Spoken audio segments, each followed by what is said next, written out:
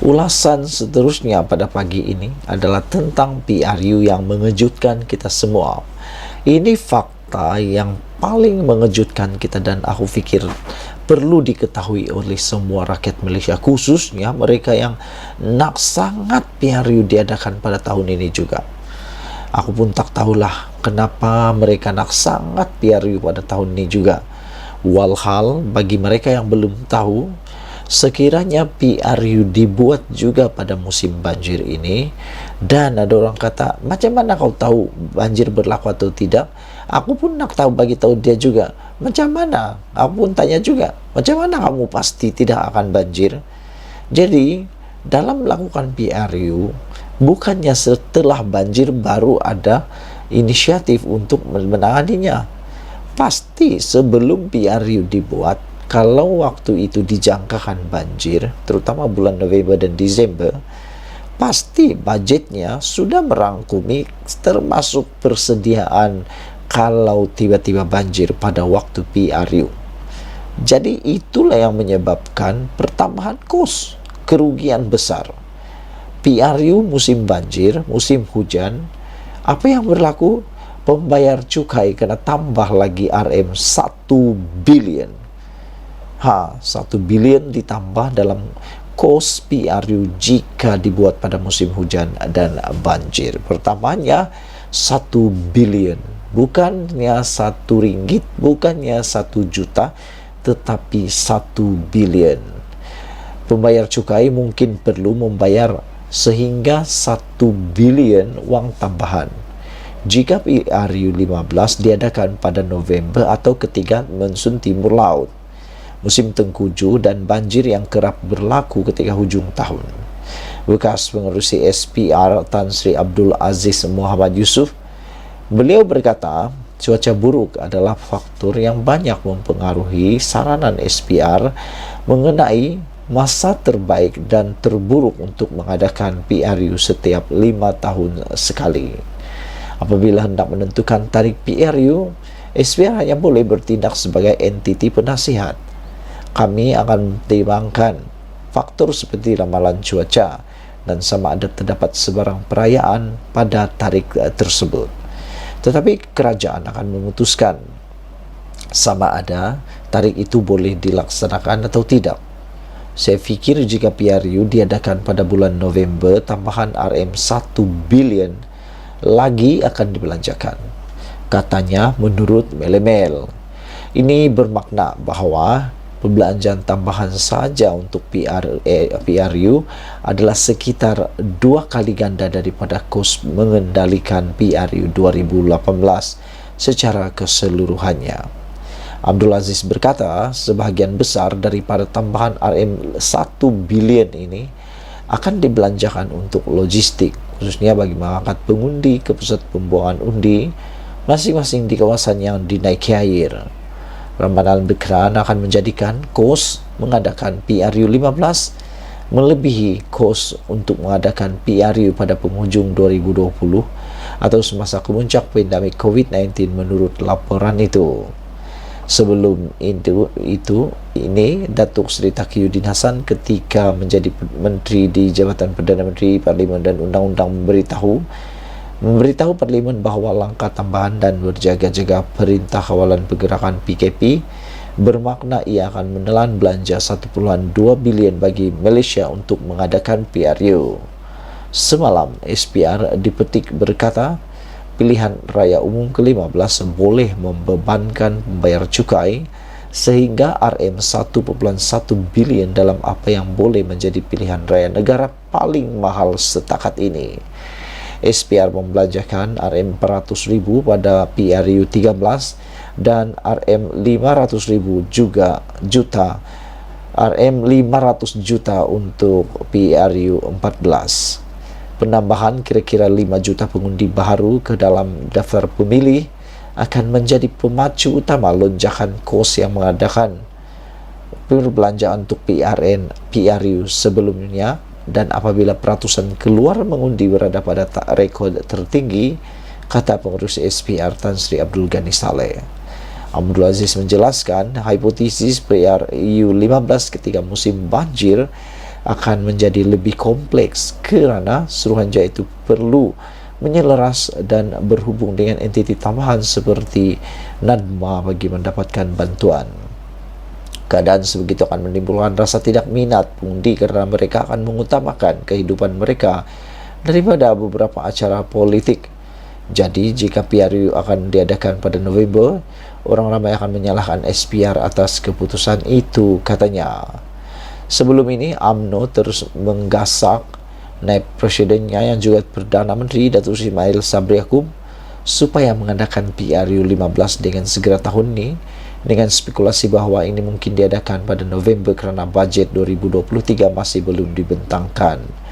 Kabar angin ini diperkuatkan selepas Perdana Menteri mengumumkan pembentangan bajet 2023 akan dibuat dalam tempoh 3 minggu lebih awal daripada biasa, iaitu pada 7 Oktober, dengan kabar angin bahawa Parlimen akan dibubarkan serta-merta selepas bajet dibentang.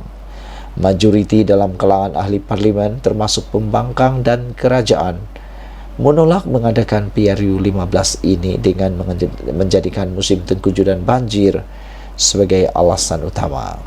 Tahun lalu, Malaysia mengalami salah satu banjir terburuk dalam sejarah, menyebabkan kerosakan harta benda dianggarkan sehingga RM6.5 bilion dan lebih 71,000 orang kehilangan tempat tinggal. Banjir amat teruk berlaku di Selangor, di mana hampir separuh daripada 54 kematian berkaitan banjir dicatat di negeri itu. Sekian dulu untuk ulasan pagi ini. Bagi mereka yang masih mahukan PRU diadakan pada tahun ini juga, ini dia aku nak beritahu anda semua yang membuatkan anda trauma sampai tak boleh tidur, yang membuatkan Zahid, Najib tak boleh tidur sampai beberapa malam. PRU musim hujan, banjir, pembayar cukai kena tambah lagi RM1 bilion. Saudara-saudara, selain daripada nilai uang 1 bilion itu, yang juga menakutkan kita ialah fakta sudah terbukti benar. Pada tahun lepas, satu banjir yang paling terburuk dalam sejarah dicatatkan dengan dianggarkan kerugian sebanyak RM6.5 bilion dan lebih 71,000 rumah hilang. Banjir amat teruk berlaku di Selangor, di mana hampir 54 kematian berkaitan banjir dicatat di negeri itu. Saudara, itu belum PRU. Kalau PRU diadakan, bayangkan berapakah nyawa yang mungkin akan melayang hilang pada waktu itu. Sekian dulu Malaysia kita punya, kita jaga sama-sama. Cintai Malaysia aku, berjumpa lagi, bye bye. Selamat pagi, salam sejahtera. Sejak akhir-akhir ini, satu kebimbangan tular di media sosial tentang kedudukan Khairy Jamaluddin dalam UMNO. Ada yang menyarankan Khairy Jamaluddin pindah saja daripada UMNO, keluar UMNO, pergi ke parti yang lebih menghargainya. Ada yang mencadangkan supaya Khairy Jamaluddin memasuki Parti Pejuang bersama dengan Mahathir Mohamad.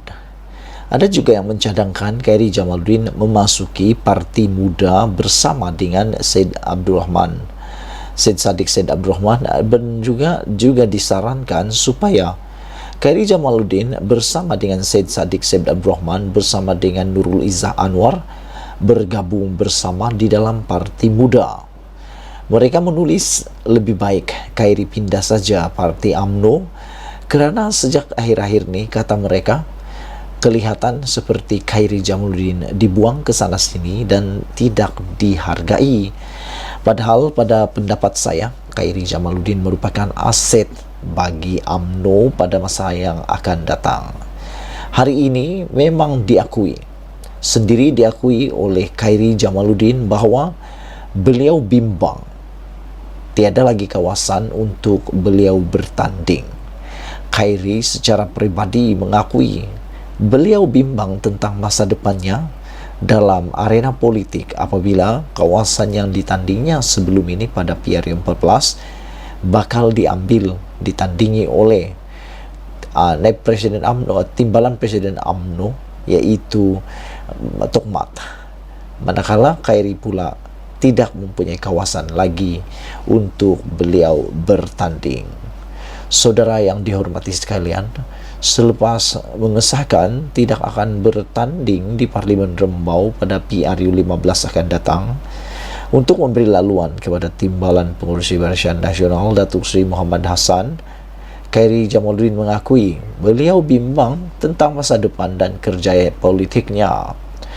Menurut ahli Parlimen Rembau itu, sehingga sekarang beliau masih belum mempunyai kawasan untuk bertanding dalam PRU akan datang. Konsen saya sekarang ini adalah tiada lagi kawasan untuk bertanding, katanya. Dalam pada itu, Khairi juga memberitahu ada keperluan untuk menamatkan arahan kuarantinkan diri dalam kalangan individu disyahkan positif COVID-19. Saudara penonton yang hormati sekalian, Khairi juga memberitahu, saya percaya kita harus menerokai sektor yaitu pelancongan dan kita akan dapat membangunkan idea kemahiran dalam kalangan para pengamal perubatan, kata Khairi lagi. Sebelum kita berpisah, aku nak kongsi dengan kamu semua tentang pendapat aku tentang masa depan Khairi Jamaluddin. Aku fikir Khairi harus tetap berkecimpung dalam parti politik, dalam politik Malaysia.